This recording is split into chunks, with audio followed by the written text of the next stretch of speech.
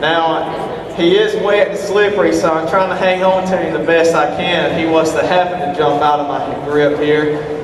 They also have many frogs around your pond that you may think are American bullfrog, maybe green or bronze frogs or pig frog, but the way you tell the difference is when you open up their toes right here, notice how the middle toe, the webbing don't go all the way to the end, it stops halfway. Well, American bullfrog, the webbing stops halfway. On pig frogs or green or bronze frogs, the webbing will actually extend all the way to the end.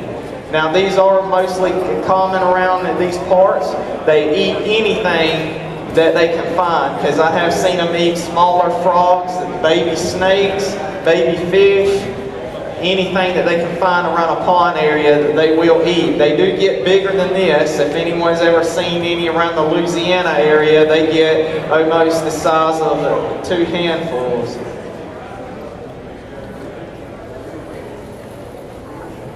Alright, this next animal I'm bringing out is very important to Georgia. This is our Georgia State reptile. And this is a gopher tortoise. The gopher tortoises years back were critically endangered and on the verge of extinction. They're now listed as a threatened species here in Georgia. These animals live for about 90 to 120 years. And I have one over in West Green, just down from my house, that is 96 years old. And if you come by after the show, I can explain to you, because it takes some detail, how you tell how old a gopher tortoise is, or any turtle for that matter.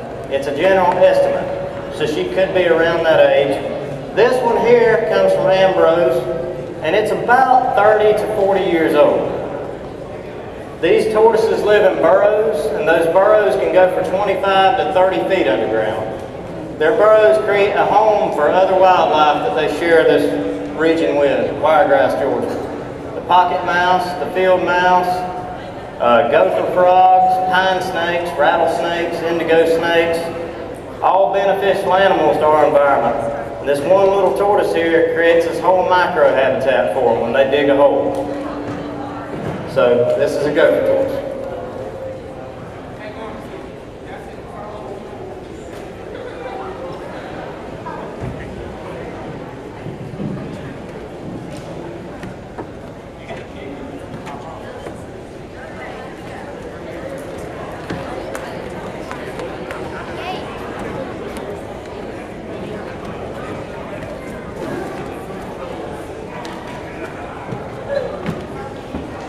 Alright, this next snake I have here, they are pretty aggressive, but this right here is an eastern garter snake. Now many people probably see these around their yard or anywhere that you may go, you'll usually see a garter snake.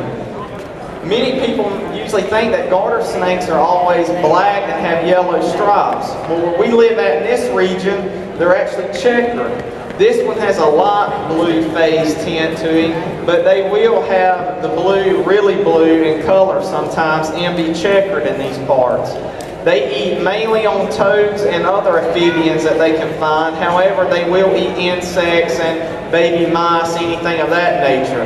This is an extremely common snake, as I was mentioning earlier, to find around here, and they are pretty aggressive if you ever see one and try to pick one up.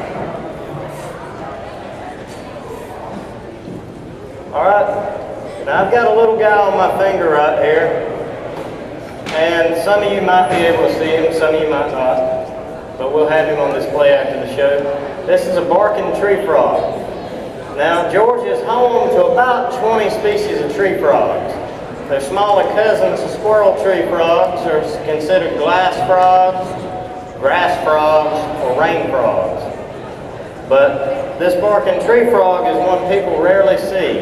After a good rain here in South Georgia, these frogs tend to come out of the tops of pine trees. Their favorite pine tree being the longleaf pine. Now these frogs grow to be about as big as the palm of my hand. This one's pretty big for a barker. They breed from early May until late July after every rain. And these things, like I said, rarely come out the tops of trees more than 16 to 20 times a year, unless it's to breed or come down after a rain. Now this year we've had good rains, and I was lucky to have a friend find this one for me to use in the show tonight. Unlike other tree frogs, this one's not as skittish as some, and they hop farther than some tree frogs. The little tree frogs you see crossing the road after the rain, they bounce a little bit. Toads just kind of hop. These tree frogs bounce across the road. They bounce up to 3 to 4 feet in their leaps. This little guy, he likes to eat other frogs, other tree frogs at that.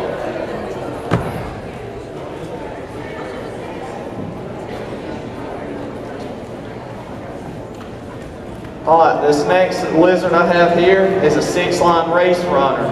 Many people may see them around pine tree areas or any woodlands that you have, but mainly sand hills.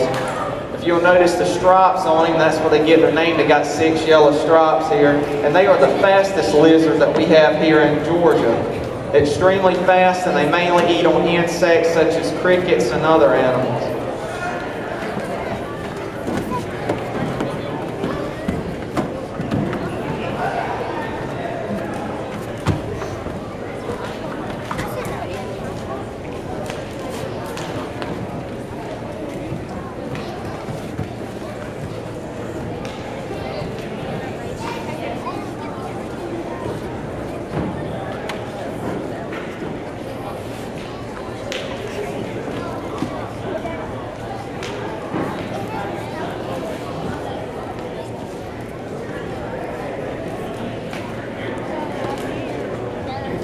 Alright, the next frog I have here is a southern toad. When many people see a toad frog, this is mainly what you're seeing, a southern. There are oak toads and Fowler's toads and also spadefoot toads and American toads, but mainly down here, if you're ever in this region and you see a toad, it's going to be a southern toad. They like crossing roads late at night, and they eat insects, any other bugs that they can find, and it's a pretty great frog to have because they mainly eat mosquitoes.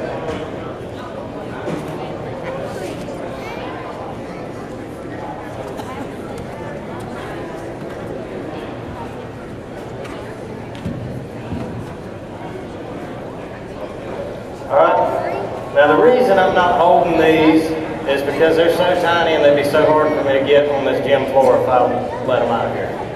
There are cricket frogs in here and some dwarf salamanders and a spotted salamander.